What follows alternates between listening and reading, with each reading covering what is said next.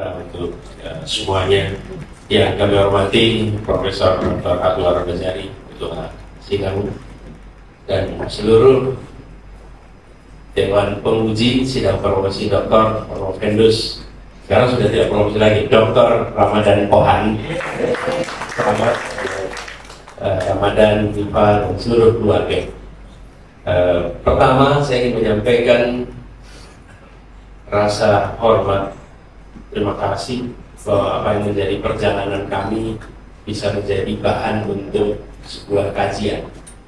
Ketika saya mendengar dari Bung Ramadan bahwa akan melakukan kajian itu, saya menyampaikan bersedia bukan karena soal saya menjadi subjek, tetapi saya menjalani semua yang kita kerjakan ini dapat sebuah pembelajaran. Karena sebuah pembelajaran, makin banyak hikmah yang bisa diambil, maka makin banyak akumulasi ilmu bagi semua yang terlibat. Dan saya sampaikan setuju. Nah, ketika mau ujian, saya tanya, memang saya perlu datang? Karena kalau saya khawatir, dia bilang, Bung Ramadan diputuskan, saya diundang. Tapi saya khawatir kalau datang mengganggu irama diskusi. Ternyata iya. Nanti ngomongin orangnya ada di sini gitu. Tapi kemudian kata Ramadan, ya diharapkan datang, ya sudah, kalau gitu saya datang. Kenapa saya merasa terhormat untuk datang? Ramadan ini adalah seorang yang sangat serius berjuang untuk perubahan. Ini bukan karena kita pilpres perubahan nih, tapi dia sudah mengatakan soal perubahan itu sudah agak panjang. Dan saya mengenal Bung Ramadan ini kalau dihitung tahun, persis 25 tahun. Sejak tahun 99 pertama kali jumpa, betul ya Ramadan? 98. Jadi sudah agak panjang. Ketika itu beliau bertugas sebagai jurnalis di Washington di saat saya di ujung masa studi saya di sana.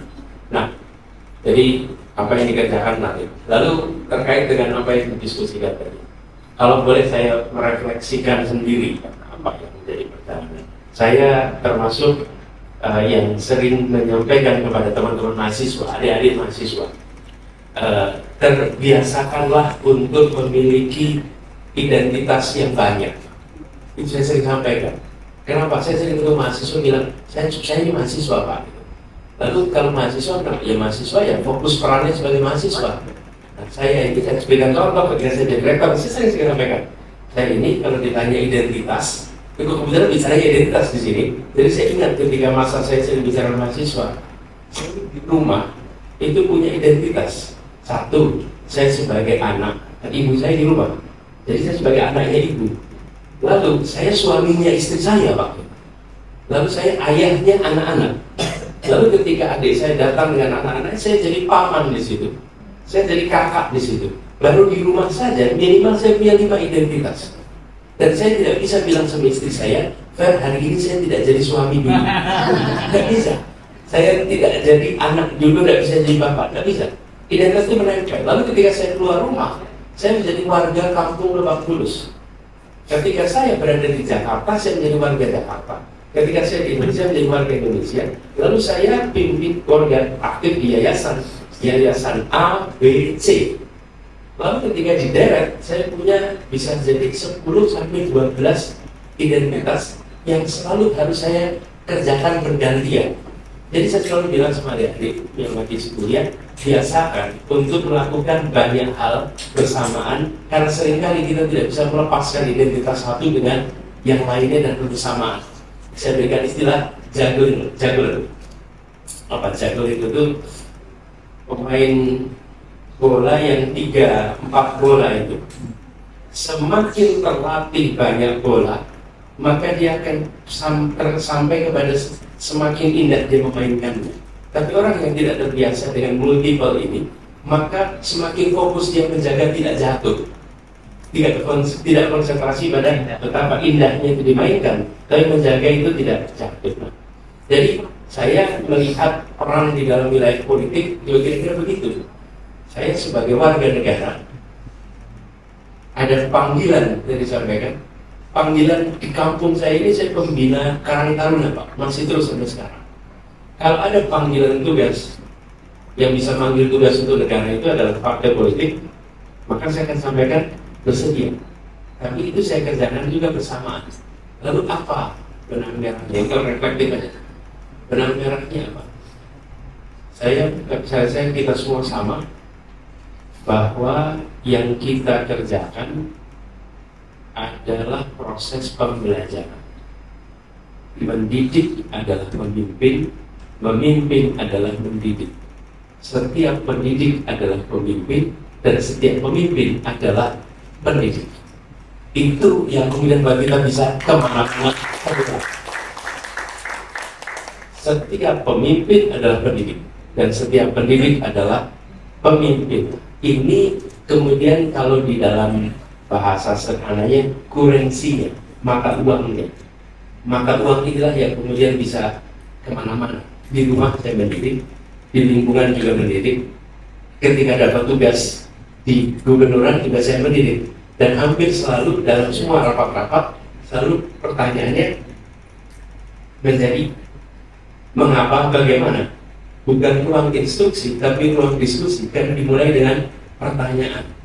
Seperti juga defense hari ini dimulai dengan 3 pertanyaan. Ini proses pembelajaran. Nah, kalau saya teruskan sedikit Bang Suwan, barangkali kita sama-sama meneruskan sebetulnya tradisi para pendiri Republik ini. Seluruh para pendiri Republik, bisa dibilang 100% pendiri Republik ini adalah kaum cendekiawan yang memilih berada di wilayah politik. Dan hampir semua adalah pernah menjadi guru, hampir semua pernah menjadi pendidik, dan hampir bisa dikatakan semua adalah ilmuwan di zamannya, tapi di masa belum ada toga seperti kita sekarang, belum ada administrasi seperti sekarang. Bapak datang lihat Bung Hatta, kalah kita jumlah bukunya dengan Bung Hatta. Bapak datang ketemu Sahrir, kalah kita bukunya dengan Bung Sahrir. Natsir 7 bahasa, Agus Salim 20 bahasa. Itu semua adalah ilmuwan, cendekiawan, tapi memilih berada di wilayah politik. Jadi kami itu merasa tradisi ini yang hilang. Dan ketika dapat kesempatan itu, saya kira-kira saya ingin menghidupkan kembali tradisi intelektual, kecendekiawanan berada di wilayah pemilihan. Nah, mudah-mudahan ini nambah atau mengurangi saya nggak tahu atas apa yang Ramadan Bapak kerjakan. Tapi saya ingin sampaikan juga bahwa di dalam proses ini sebenarnya kalau dibilang transisi tidak, saya tidak merasakan sebuah transisi yang kaku. Kenapa? Tidak pernah mencabut NIDR saya Pak. NIDR itu tidak pernah hilang. Jadi kalau ditanya sekarang saya NIK tidak punya, NIP tidak punya, punyanya NIDR itu nomor induk dosen nasional. Itu yang dimiliki hanya yang berada di kampus. Jadi secara administrasi saya masih tercatat sebagai dosen, tapi sedang lagi tugas Tuhan gitu. Jadi kalau terutama pendidikan tinggi kita sedang melakukan pengabdian masyarakat, tapi akapnya tetap berada di dalam kampus. Nah, ini juga Pak yang kemudian saya teruskan sedikit tadi sempat disampaikan oleh Pak Dekan tentang apakah bahasa komunikasi yang lebih populis, apakah bahasa komunikasi ini sering muncul pertanyaan ini. Dan barangkali menarik bila Vicor satu saat melakukan kajian bahasa komunikasi Bung Karno di masa itu, apakah bahasanya sederhana atau bahasanya rumit Pak? Dan barangkali kita akan menemukan ternyata bahasa Bung Karno pada masa itu bukanlah bahasa-bahasa yang sederhana, bahasa-bahasa yang tinggi di zamannya. Di saat 92% penduduk di buta huruf, tapi Bung Karno tidak menurunkan bahasanya. Bung Karno justru melakukan pendidikan atas rakyat, atas ide-ide yang menjadi pikiran dalam bahasa Inggris, dalam bahasa Belanda, dan itu semua tidak diturunkan. Nah, akhir-akhir ini kita punya kecenderungan harus mensederhanakan bahasa. Saya sempat sampaikan, kita harusnya mengangkat vocabulary rakyat, bukan menurunkan vocabulary pemimpin. Karena kalau kita menurunkan vocabulary pemimpin, kapan Republik ini akan maju? Kapan Republik ini akan bergerak?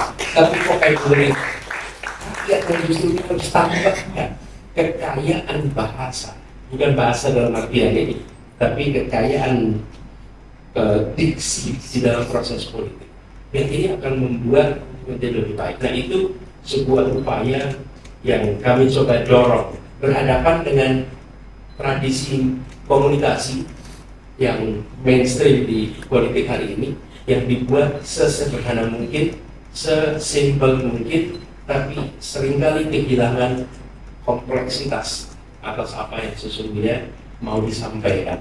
Nah, ini mungkin akan menarik bila suatu saat ada kajian tentang bahasa yang digunakan oleh para pendiri Republik ini di dalam berkomunikasi dengan rakyat di era 45 sampai era 65.